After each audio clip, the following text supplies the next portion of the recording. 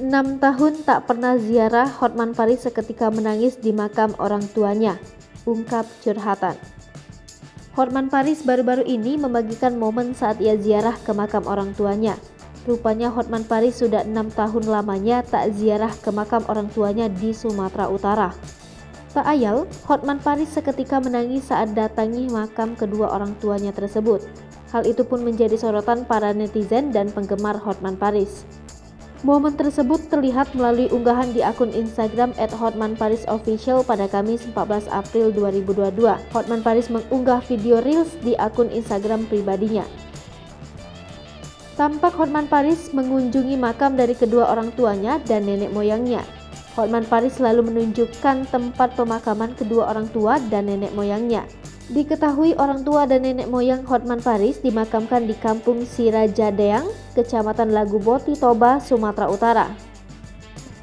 Lebih lanjut, Hotman Paris berujar dirinya sudah 6 tahun tidak mengunjungi makam kedua orang tuanya. Hingga pada akhirnya Hotman Paris sampai di makam kedua orang tuanya. Hotman Paris kemudian menyapa ayahnya sambil terisak menangis.